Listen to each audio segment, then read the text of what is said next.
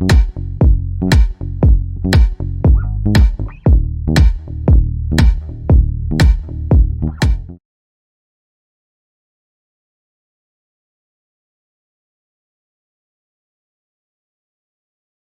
hello, I'm Julie Joe. And I'm Erin Bees. And this is Spillin the Tea with JJ and Erin. Yes, this is a new thing. It's a new thing. And we want to make it possibly a monthly thing, Erin. I think that's kind of our idea. Yeah. Think of it as MLM news of the month, right? MLM news of the month. This is, of course, our opinion. It could be alleged, all the good stuff. But we will be doing kind of our normal thing where we'll show videos and posts and whatnot. But we're just gonna feature lots of different things that happened that month in the life of multi-level marketing, or what would you call it, Erin? I don't think life would be the right word. I think it's just going to be a hodgepodge. Dear Lord, hodgepodge. There it is. By the way, did you guys know that that's one word? When I was making these notes, I didn't know that that was one word. I thought it was two words. But anyways, this is going to be a hodgepodge of things. Very much. Very much. Yes, so. It is going to be a hodgepodge of things. And I'm really excited about it. But anyways, make sure that you guys join both of our channels. Make sure that you you subscribe, you turn the little bell on, and we have memberships. So you should join because we share some, I don't know, spicier tea, some exclusive videos and stuff like that. Yes. As we're sipping. Mine's a J. I wonder what that stands for. What's yours? Mine is from Hocus Pocus. I love Hocus. I put a spell on you and now you're mine. And I also would like to point out that I am wearing my Thick or Treat tank top today. Love that. No, I don't have anything Halloween-y on, but I have Day of the Dead. I have a Day of the Dead planned. I love that. I noticed that the other day and I loved it. We'll get back on track. So also, because we would love to have you, make sure that you follow us on Instagram, and I will put our handles down here below so that you guys can check that out. Make sure that you go follow both of us. Make sure that you follow us on TikTok. And also, I have a podcast. Yes, you do. Yes, you do. I have a podcast. It's called the Beast Mode Podcast. I've actually had it for 3 years, but I wasn't really sure exactly what I wanted to do with it. So, speaking of that podcast, I listened to it today. Did you? What did you think? Yes. So I loved Dre. I loved that you had on Dre. I think he was great. I loved the story. So he was in Prove It With You. He was directly under Jesse. I loved his story, and it's what I expected, like hearing someone talk about Prove It, kind of all the things that you said, and when I've heard other people talk about Prove It and their experience, I'm like, wow, this is pretty consistent across the board. And so, yeah, it's a good one to listen to. It's a good story. It has been overwhelming since that podcast because of all the messages and all the stories that are coming in. So my podcast prior to this was just really about me sharing my stories. But recently on my YouTube videos and stuff, I'm starting to realize that not starting to realize. It's been very clear that I'm supposed to also help other people tell their stories. And my inbox has been flooded. For those of you that are watching, I called Julie Joe. We were FaceTiming. My hair was crazy. And I was like, Julie Joe, I don't know what to do with all of this information. I'm going to share with you guys a couple stories. I'm looking at my phone so I can pull it up. They are going to remain anonymous for obvious reasons. But they are two very, very incredible humans. And what's cool about it is, after Dre shared his story, it's been this kind of domino effect of people that have reached out and been like, this is my story. And these two stories, I think, were too important to not share. I'm going to introduce 3 people that are in Prove It within the empire. I'm not going to use their names because they're technically not considered public figures. So we are going to call them Betsy, Linda and Agnes, because they're not public figures, so we can't really say their names technically, but I think that it's important that we identify them in some way, shape, or form. Here's the thing. This one individual, I'm not even going to give her a name. She shared her story with me, and you were just saying that it's the same story. You hear the same story. Okay, here's another example. So this is somebody that was very active on Agnes's team, and she was somebody that was really, really successful, and she was, doing all of the things. She has a full-time job in a medical type career, and she had some tragedies in her life. So she lost an emotional support animal, and then on top of that, like the following month, she lost a family member, and it was really, really tragic. And like anybody else, when you have some sort of tragedy, you step back and hopefully allow yourself time to kind of process that and to move through the grief. Yeah. And unfortunately, because she wasn't involved, because she didn't help support going for the next rank, she was basically exiled. She was basically like shoved to the side. I don't think at this point she was blocked or anything like that, but she was basically shunned because she wasn't participating. And it got really, really ugly. And then we're not here to discuss any like political things. We're just going to leave it at that. But there is a very, very clear political divide, and has been for quite some time. And we are seeing a lot of that in MLMs. Like, don't you agree, Julie Jo? Like, we're seeing a lot of a very, I don't know how to word that. Maybe you can word that. Yeah. It's something I experienced in Arbonne. There is very much the leader, the top person in Arbonne had a very clear path of what she saw was correct. And those that followed her were correct, and those that didn't were not. And so I saw a lot of people who didn't follow her, like myself. They were kind of shunned and left. Even people who were national vice presidents along with her. She was just like, no. Like, and we talked about this story, more in depth, and it's just shocking to see people push people aside.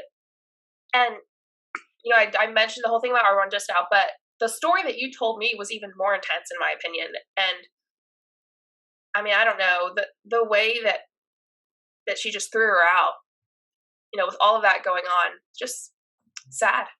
Yeah. And then, there's another thing that we see a lot in MLM with people being exiled, and it's the passive aggressive social media posts and the stories of talking about somebody but not talking about somebody. And that's exactly what happened. So like, she lost this family member, and she was really going through it. She told Linda told Agnes, and then Agnes went to her stories and was like, I don't care what's going on in your personal life. If you support this political person, then you're done. I'm done with you. And I just think that that's gross. And especially because I was always taught, I don't know if you were taught this, but I was always taught within MLM that you shouldn't be too political. I know that part of that is kind of appealing to the masses, and that's toxic in itself. But it's really interesting to see that change within MLM and the polarity of what's happening. I don't know. What are your thoughts on that? Yeah, it's funny you say that, because I was taught the same thing at first, and then the whole issue came down. But I recently talked to someone who was still in Arbonne, went to a convention that Arbonne had. Arbonne in 2021 did not have their in-person convention. They had it online again. And, good. Yeah, exactly. Compared to some other groups that people got really sick and even passed away. We know that. But it really upset people who were national vice presidents. Not all of them, of course, but just some people who did not care as much about COVID, I guess, and especially the top income earner being one of them. So she actually held her own convention, and there she spewed. I talked to someone that went. Was this in person? This is in person. She held her own convention in person. Wow. Yeah. She was stating at this event with a lot of people about how upset she was at Arbonne. She was stating that it's all fake. She was saying a lot of things that were really uncomfortable in this situation because not everyone agrees with her, and out of respect, this isn't a place or a time to do that. And so the girl was talking to me, and people were laughing at certain people wearing masks, and like it was just this. That is so gross. And now I don't care if someone disagrees with me, but like respect, we're just have that respect for each other. Yeah. And what was funny is that she even said she was upset with Arbonne for not having it in person. That is so crazy. Yeah. And so I always had heard, no politics, just, don't be more controversial than we already are. Mm. And then here they are. So I thought that was interesting. Yeah, that's crazy. That's crazy. I just think that it's really sad that somebody with different political views is going to be shunned by one of their leaders because they don't agree with them. I just think that is so toxic. Yeah. That is so toxic, just in my opinion.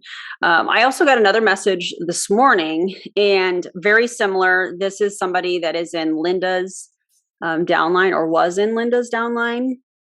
And essentially, she's somebody that works in the medical field. By the way, shout out to everybody in the medical field, which includes you, Julie Jo, because you are going to school to be in the medical field. So thank you for that. And thank you to everybody that has, been working against all of this on all the different scenarios and the lack of supplies and, the countless hours. We appreciate you and we see you. And this person is also somebody that is in the medical field. And so think about the hours that they've been working, with COVID and everything. And what's crazy to me is that from what I have heard from people that work in the medical field during this time and in the last 18, 20 months or so, they're in survival mode. They're in survival mode. They're barely getting enough sleep, and they're dealing with stuff that I can't even imagine. And so for those that are in the medical field and dealing with all of this, their business, their multi-level marketing business is probably something that needed to go on the back burner if they're just trying to survive and get through their shift and then catch up on sleep and everything else when they're off work. And so this is a person that got a message from Linda, her leader, and Linda said something like, hey, are you getting ready to leave? Prove it. Because I've noticed, are you still working your business? Because I haven't seen you much or whatever. And it took her a few hours to respond because she was at work at the time. And if you're in the medical field, you're not going to be. Yeah, you don't have time. Well, one, you can't, that could, it could contaminate so much. And, I could just, it's crazy. Anyways. So she didn't respond right away. Linda responded with something like, well, I guess I just got my answer. And she was blocked from all of the team resources, chats, groups, all of the things because she didn't respond fast enough. Yeah. How long was the response time? Like what? I think she said it was a couple hours. It took her a couple hours, which is pretty good if she's working. A couple of hours? Yeah. Mike, I have classes that are from 8 to 2:20. And those are just classes. That's not even out in the field. I couldn't imagine, Some people work 2 hours and can barely touch their phone in the medical field. Yeah, because you're not, when you do clinicals, you're not going to be on your phone. You can't. No. You can't be. And I'm in sonography, and so scans can last 40 minutes to an hour, and that's just a scan. That's. Yeah, and you're not going to be staring at your phone or any of that because you can't. Absolutely not. And you're definitely not going to be working. If back in the day. Like if you were still in Arbonne and going to school, you know, you wouldn't be looking at your phone in between patients or whatever. I mean, it doesn't make any sense to me. I think it's gross. And I think it's another example of how people want you to do what they want you to do. And if you're not going to do it in the MLM industry, they're going to block you and ban you from everything, which is where the smear campaigns start and all of the social media, you know, posts and stories that are passive aggressive. And you know what? And it just shows right there, Erin, that story is that friendship was conditional. Yeah. Transaction based. I think you said that the other day. Didn't you say transaction based or something? Actually, I think it was Dre. Did Dre say it? It was Dre. Shout out to you, Dre. Podcast, I think. Yeah. Yeah. I think that is a powerful phrase. These are not real friendships. They're transaction based. Yeah. You know, they want you to go to the events. They want you to be on the Zooms. If you're not on the Zooms, then you're not of any use. If you're not on the Zooms, you know, chances are maybe you're not really kind of working the business the way that they want you to work it, even though most people get in because they want to make a couple $100s a month. But that's not good enough because you missed a Zoom. You know what I'm saying? Like, I know I've had that experience. Erin, I know you've had that experience. Oh, yeah. So if anyone's watching this and they've had that experience, comment below. Let us know. I mean, you can just say, yeah, I've had that experience. Or you can tell us your story below. Or, you know, of course, email us, whatever. But I just want to see, like, you know, other people's stories and know that you're not alone if you've experienced shutout or being blocked when you've left your MLM or didn't reply after 2 hours from being at work and got blocked from everything. Yeah, that's crazy. And you know, I think that also this is where we really should kind of plug the anti-MLM community, because like you and I have become friends. Yes. And there's no income being made off of this friendship. You know, like we talk all the time. And in fact, I'm just going to be honest, like when you're in school, I'm like, is she in school? Can I voice message her? When I get a text from you during class, because I use my computer and I'll see it and I'm like, oh, it's a voice message. I can't hear it. I'll have to listen to it later. Yeah.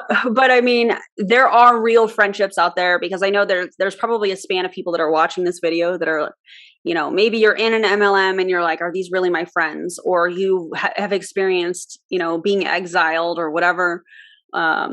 Or you have left and you're like, I just want to find my people. I really, really want to encourage you to find some people within the community that you are like, I don't know what it is about them, but I like them. I want to, you know, start with interacting and just know that there's good people out there.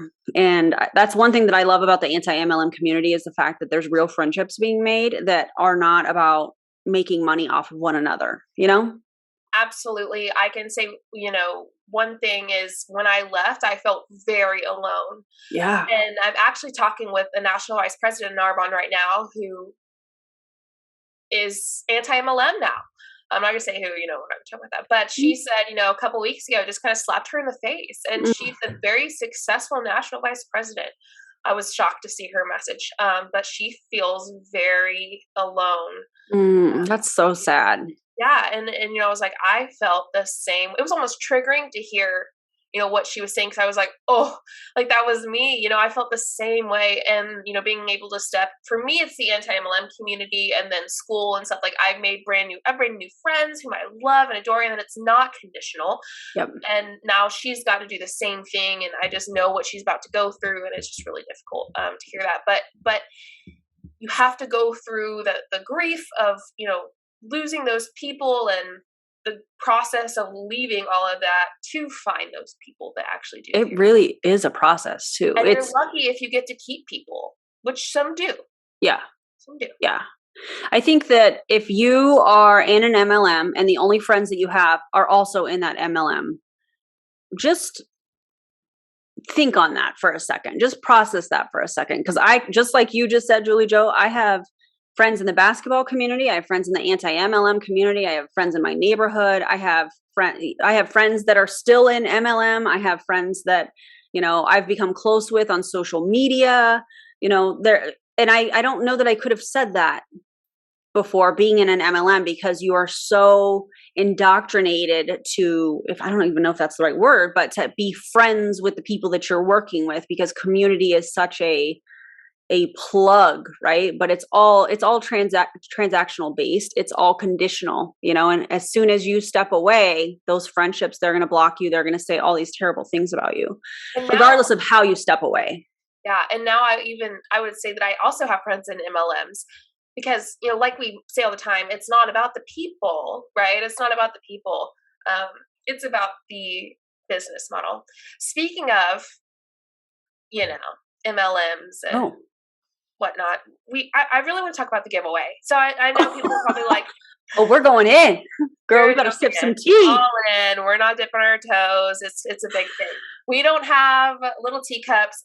We need the whole kettle. Okay. This thing is huge. It is really big. That is awesome. I love that cup. Here's the deal. People are gonna go, wow, is this a Prove It video? Listen, we're not trying to make it a Prove It video, but there's just a bunch of stuff going on in Prove It this month, I swear. And we all have heard of the giveaway. And if you haven't, please go watch our previous video that is about the giveaway.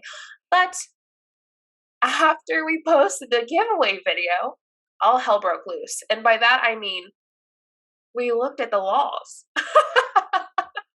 Serious. The laws. And we had people emailing us and messaging us and sending us all this different stuff. And we were like, oh my, the laws have been broken.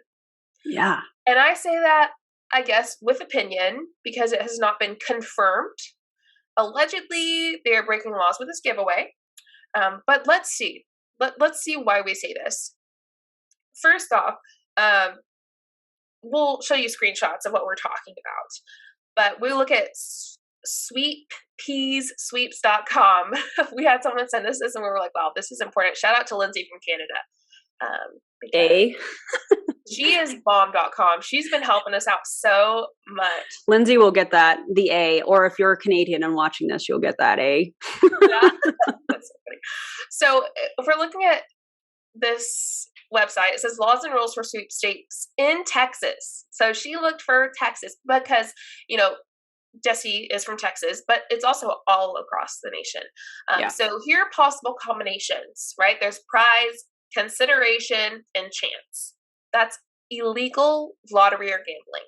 And those are the types. I just want to make sure I'm understanding this and everybody else. Those are the types of sweepstakes or giveaways, whatever you like, contests, if you will. Those are the types. Okay. Yeah, they're like elements to it. Yeah, just like you said, the types, the elements to what it could be. They're the prizes, your chance of winning, and the consideration of how you win, pretty much is what I'm getting from it. So the consideration can mean anything of value, actually. So the consideration can mean anything of value. So that includes a fee or even a significant effort. So whether you pay a fee or you put in effort to win this, like time spent doing something. Okay, so the first one, like I said, prize, consideration, and chance. All three is illegal lottery or gambling. So that one can't do. Prize and consideration is a legal contest in most jurisdictions. And then prize and chance is a legal sweepstakes. So what we do know is, according to this, if we're looking at the giveaways, it is considered a lottery, and here's why. So we have prize, chance, right? So you can win a prize. There are prizes to win. You have a chance at winning. But the consideration in this means that you're putting in some kind of effort, whether it's money or significant effort, time. Because money can also be time in a sense, right? True. Money is time. People say that all the time. And we know how they win this, right? Tell us all the things. They have to win by watching Prove It videos, live videos, whether they're talking about the business, the products, sob stories, whatever it is. That is the consideration. And that is what it shows on here, making it an illegal lottery or gambling, in my opinion. And we know that, well, that's illegal just by what this says. So not only that, they have to log on to Facebook, watching lives at different hours. So not only are they having to watch a live, they're at all different hours of the day and of the night. And they're also, winners are required to pay taxes on their gifts for it to be legal. but nowhere has it mentioned that these winners who win are paying taxes on their prize. They're not paying the tax of it. Nowhere has it mentioned that. And so if that's true, if they have to pay taxes and there has been no mention of it, and so in my opinion, I'm thinking they don't have to, well, then that's another law that's been broken. And the Texas law is if the empire is offering a gift or a prize to attend a sales presentation and they don't add that it's a sales presentation, they're breaking the law. The details on the presentation must be shared before the presentation, before it starts. So those are just some from that one Sweet Pea website. And then we have the FTC website. We all love the FTC website. So I'll just quickly run through this. So they say paying increases your odds of winning.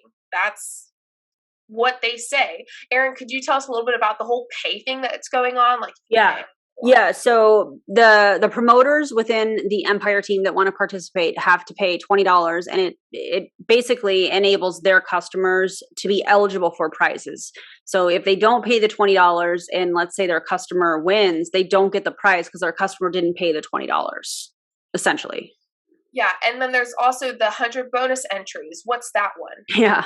So what'll happen is they will they will periodically put on one of the lives, maybe they'll put a comment or something like that, and they'll say, hey, if you go to your promoter's website and you order this specific product, what'll happen is you'll get 100 bonus entries into whatever the giveaway is for that day.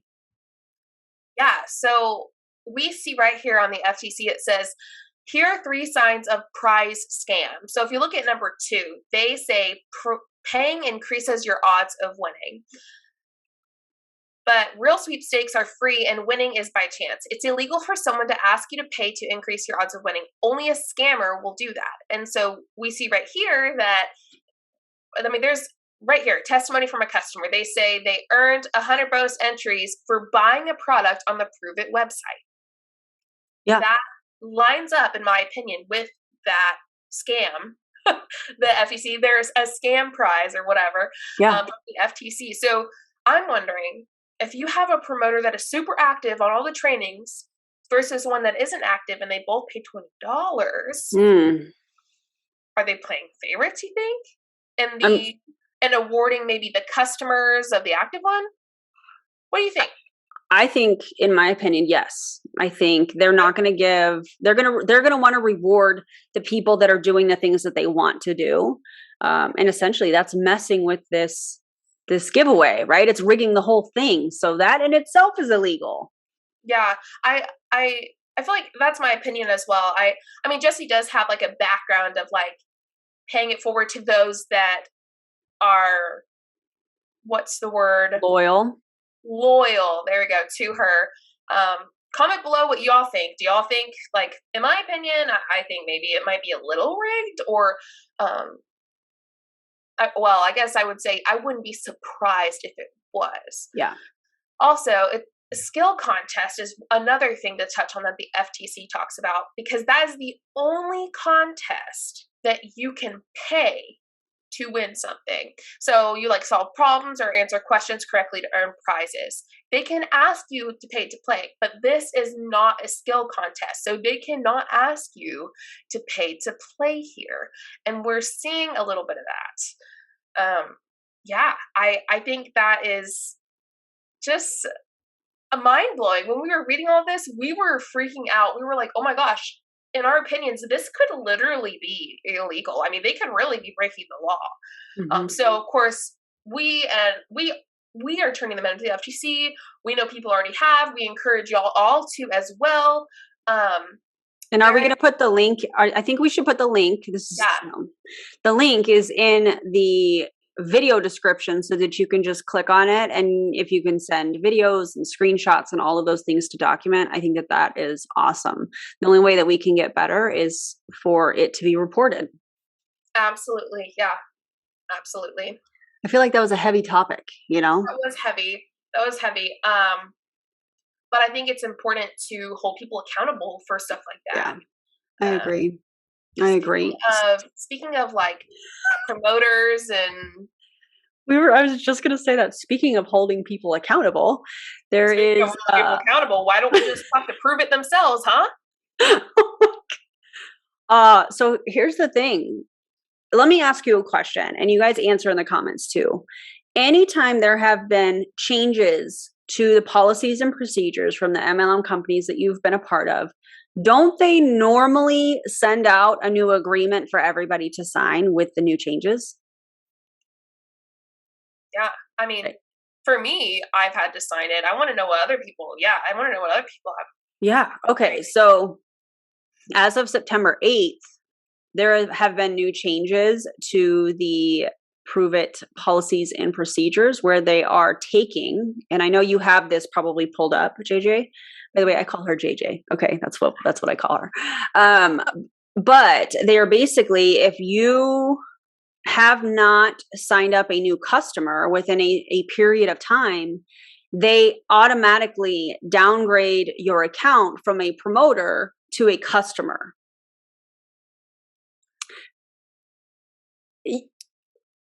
Exactly. I feel like I've only heard one other MLM do this. Really? What MLM? I think it was it Color Street? Where you lose your status if you don't hit, the monthly personal volume, like you lose that rank, like you lose that status. I'm pretty sure it was Color Street, but they supposedly recently changed that because people were giving them so much trash about it. And for Prove It to swap it around and say, actually, we're going to change it to this. Oh my gosh. Yeah. And I don't know, like if you were in Prove It around that time frame, let us know if a new agreement was sent out. Typically with Prove It, what happens is you go to log in and they're like, hey, there's a new agreement that you need to sign, and you go over everything, you find the changes, and you have to re-sign. So I would love to know if that is something that happened. Obviously, I don't have access to the back office anymore, but let us know.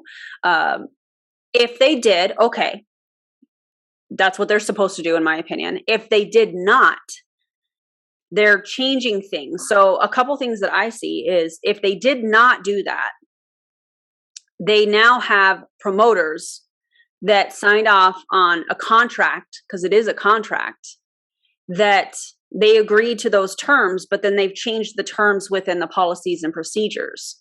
So if you have somebody that is brand new, they sign up as a promoter, they pay their $49 fee, and then they don't get a customer in their first, 60, 120 days. I don't remember. We'll look at the exact policy because I know Julie Joe has it pulled up. Do you want to just mention that real quick? Yeah. So it says 120 days. That's what it is. It's 4 point. If you want to look it up, if anyone's on here, it's obviously the policy procedures, but it's 4.2. It's called downgrade of promoter to customer. I mean, that's pretty straightforward. So it says when a promoter enrolls with Prove It, it starts a 120-day eligibility period, i.e. clock, for maintaining promoter status. A promoter is automatically downgraded to a customer if the promoter fails to personally sponsor at least one customer or promoter with commissionable order in a consecutive 120-day time period following enrollment, or a minimum of 5 smart ship orders is not placed by the promoter's personally sponsored customer or promoter in a calendar month. It says 5 smart ship orders? 5 smart ship orders. Oh, I have so much to say about this. And then, not only that, Erin, it says a promoter downgraded to customer status forfeits their annual membership fee. Shall be required to pay the membership fee renewal prior to re-enrollment as a promoter. Okay, wait. So what you're telling me is somebody signs up as a promoter, they pay their $49, whatever product they purchase, and let's say they don't get a customer in their first 120 days, which does happen. That does happen. You mean to tell me that they are automatically going to be downgraded to a customer? By the way, when you look at the comp plan, the promoter, the leaders actually make more money off of customers than they do promoters, especially if they're not working.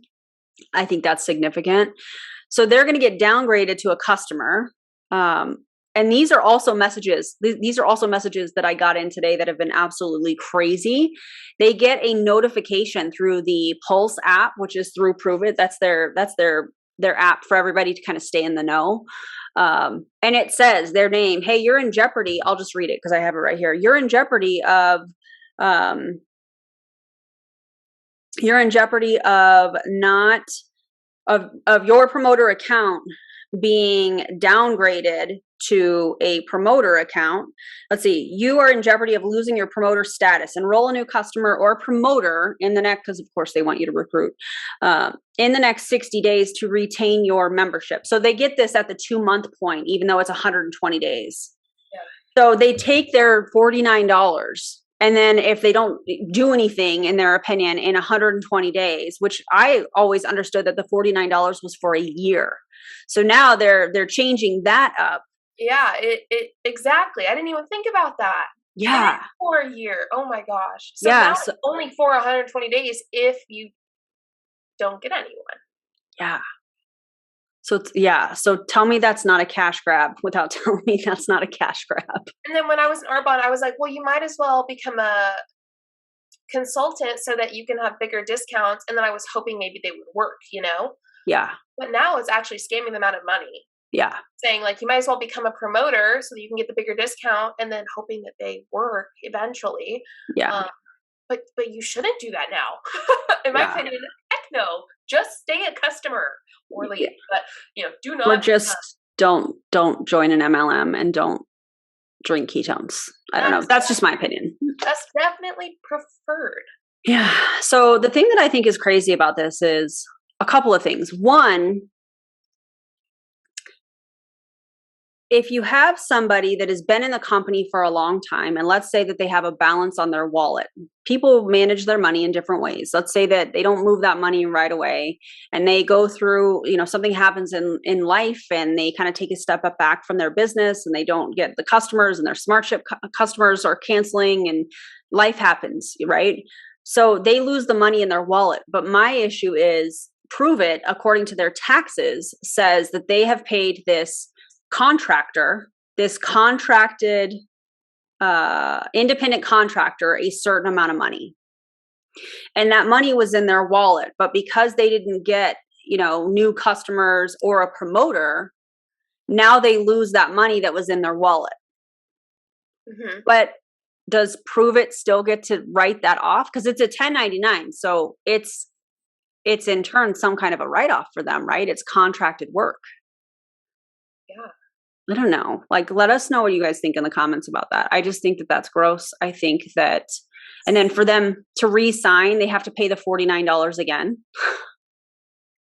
Right. And he's like, somebody needs to make this make sense to me because I just don't get that. So if you're in Prove It and you can't find any information on how to resign, all you have to do is message support@proveithq.com. Just message support. I think it's Prove It HQ. I don't remember. Just message support and you can resign, because I don't think that there's a ton of information. And I actually just asked that question. So I was asked that question today. How do I resign? Well, you got to email support.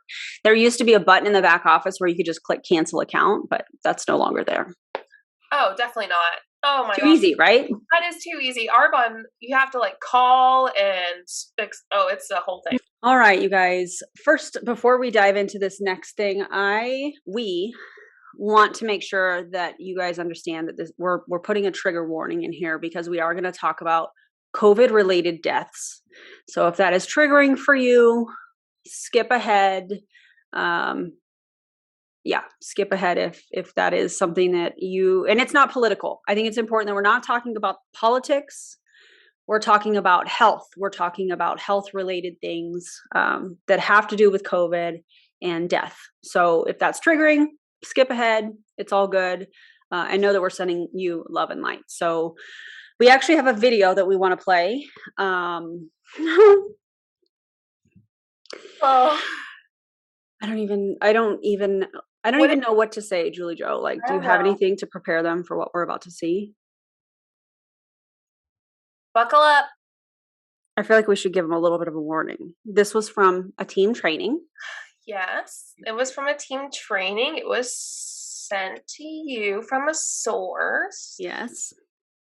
Anyone could probably get on the Zoom if they had like the code word. Mm-hmm. I don't know. I'm gonna Yeah. take that The out. link and the password. Yeah. Let's just fucking do it. Let's just do it. Let's just do it. Let's show them the video. We're just gonna let the video speak for itself. So here you go. Enjoy the video. Person is canceled. Okay, after literally 700 out of 1,200 people at more came down with COVID, if not more than that. Basically, if you hadn't already had COVID, you got it. And if you had it, you might have gotten it again too. So really crazy. Everyone vaccinated. It was nuts. Everybody got it. All right. I don't know what the strain was. All right. I don't know what variant that is. That's probably the alpha variant, right? So. All right. What did y'all think of that? I have some feelings, but I'm having some trouble with my words because I know, and I'm going to speak in a generic way because it's not just about this team, this company, it's about all the companies that are doing these in-person events. And I think, in my opinion, it is socially irresponsible to take somebody's health in your hands just because you want to indoctrinate your people and sell them tickets to your next event or the new product, the new flavor, all the swag, all of those things. I just think that is greed taken to the next level. Make the things virtual, make them virtual. It's not that hard. Yeah. What did you think about the video, Julie Jo? I'm surprised she admitted 700. I think she even said like what, more than 700 even? At least 700 of 1,200 got COVID. That's a lot. I mean, it makes my stomach hurt. Yeah, that's well over half of the people that were there. Just to go to an event, like, come on, man. Like, it makes me sick to my stomach. Okay, now let's dive a little bit deeper. From this event that they were talking about, that was the end of August, I think, was when this event was in Louisville, Kentucky. And I know firsthand, and now keep in mind, I'm not sharing this information with everybody because I'm not going to share their names, right? I'm going to respect their privacy, but I think it's important that people understand that this is happening. We know from the paparazzi super spreader. Yeah. There's now, did you hear that there's like 15 deaths associated with that? Yeah. That we know of. Who knows, however many else, people are in the hospital or whatever, because I think it is, in my opinion, that these companies are coaching to not say anything, because you can't tell me that they're not liable for these deaths. They have blood on their hands. I don't care what anybody says. Like, don't you think? Yeah. Yeah.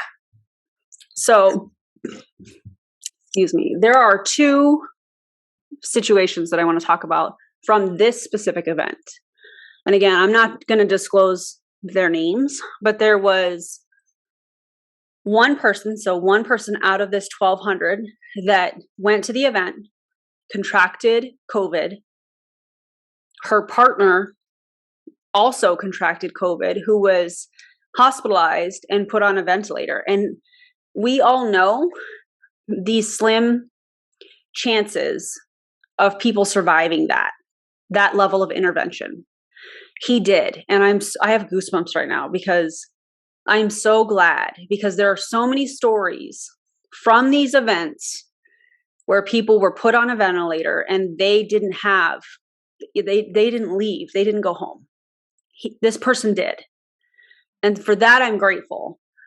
But there's another case from this event, from this team, that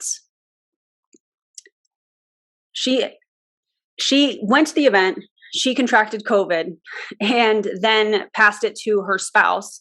Her spouse ended up passing from COVID because of the event. I couldn't imagine. It breaks my heart. I can't imagine. One, I understand the pressure to go to these events, because I feel like we need to talk about that, because there's so many people that are like, but they chose to go. Yeah, they chose to go, but it's because their leader put pressure on them to go. Well, if you don't go, you don't take your business seriously, or leaders show up. That's another one. I can't stand that phrase. Yeah. You know, there's so much pressure to get to these events, even if you have to do a yard sale to fund it, even if you have to take out a loan to fund it. All of these things are definitely encouraged. So these people, I should say, were doing what they thought was right. And then in a global pandemic, now, you know, being exposed to COVID, and I'm not going to say that anyways, but being exposed to COVID and then coming home and giving it to your family, and then having a family member pass because of going to that event.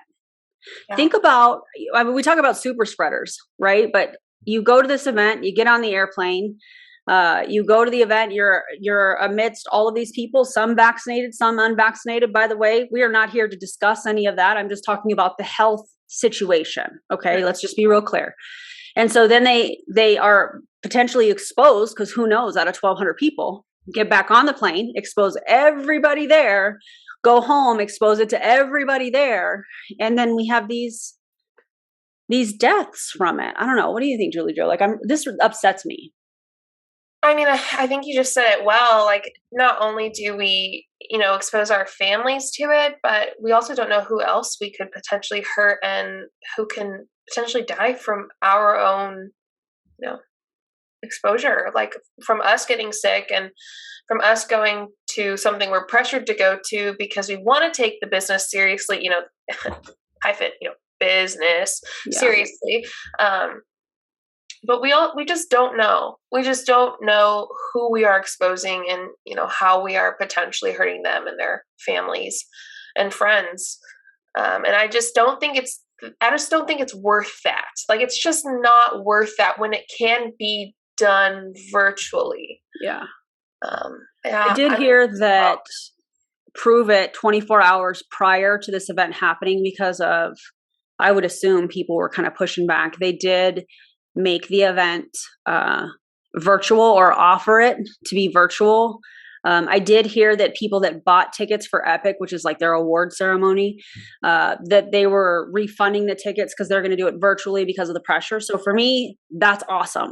That's awesome. You know, once we're out of a pandemic, then go to your events, plan your events. But it just, right now, I think if they really cared about their people, they would have never put them in jeopardy. Yeah, I agree. Yeah. So I also have heard, I don't know if you've heard this, but there's another rank 10 in Prove It that is supposedly supposed to be doing an event next month with over 300 people in attendance, and there are no COVID preparations in place. Well, just look at the company. I mean, you know, let's hope it's outside. Yeah. I don't know. Let's hope for the best, but I hope that. I mean, they're going to be in Florida, so I would assume that the weather is nice, but. Yeah. Hoping for the best, but. So frustrating. Let us know what you guys think below.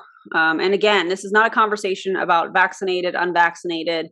This is not a conversation about politics. This is strictly health related. It is strictly, MLMs should not, in my opinion, be holding in-person events right now in a pandemic. You know, I don't know. I agree. And a little bit on, let's a little bit lighter note. If you don't know, you're about to know. You will know. You will learn today. You're going to learn today. That's correct. The FTC warning letters. Oh, the best day. I don't know why. I had some moments that day. I had the best nap of my life that day as well. It was a good, good Tuesday? I think it was a good Tuesday. I love a good nap. Good nap. I mean, I woke up not knowing where I was. You know what I mean? Oh, God. Were you drooling on the pillow? Like when you forget where you're at and what day it is, and then you wake up and you're like, oh, God, like that's a good nap. I don't remember, but possibly could have happened. I'm really Whew, it was crazy. But I do remember the FTC warning letters, excuse me, because the FTC sent out warning letters to over 1,300 companies, and just say any MLM, they're probably on that list. Arbonne. Prove it. Yes. Monate is on there. Modere. Modare's on there. Young Living. Absolutely. doTERRA. Oh, if Young Living's on there, there better be it. There's definitely doTERRA. Beauty Counter's on there, which made me really happy. Love Winks and Pure Romance are on there. Yes, Paparazzi, of course. Oh, and yeah. You know what's funny is why they sent these out. I'm so excited. I'm trying to find the exact quote from the director. I need to make sure I have his name correct. His name's Samuel Levine, but I want to get his name right. Apart. So he's the Bureau of Consumer Protection. He is the director. So he's the director of the FTC's Bureau of Consumer Protection, and he said, preying on consumers and workers with bogus promises of big earnings should never be profitable. Today's announcement helps ensure that companies that cheat struggling Americans will pay a heavy price. So the Federal Trade Commission is putting more than 1,300 businesses that pitch money-making ventures on notice that if they deceive or mislead consumers about the potential earnings, the FTC won't hesitate to use its authority to target them with large civil penalties. And I want to shout out to the MLM police, because this is from her particular Instagram. She did fantastic. That was a great post. Yeah. And so they actually could incur significant civil penalties of up to $43,792 per violation. That's dollars. That's dollar signs. So wait. Let's run a scenario just real quick. So the income claims that we see, where we see people that are like, my free car, and look at my free car, and that could be up to a $43,000 fine for that one. Absolutely. Okay. Absolutely. I love this. And you know, when Samuel Levine stepped in, which was pretty recent in the past couple of years, I know for sure it was recent because I remember reading something. Y'all, someone can correct me if I'm wrong, but maybe I'm wrong. But I swear, I don't know his history. I remember reading something where he said he was stepping up and he was going to make sure to hold these companies accountable. And he made a particular statement about MLMs. Like, he focused his interest on MLMs. And I was like, that's promising. You know, I was like, okay, yeah, we'll see. Right? Like, we'll see what happens. But I mean, so I'm actually going to put the link below. We'll put the link below so that you can go look at the 29-page list of companies yourself. And remember, not all of these companies are going to be like MLMs, like they're companies in general that are doing this, but a lot of MLMs, the majority, I would say, 99% are on this list. And let us know. I want to know what company you guys are excited to see on this list. Yeah. It's awesome.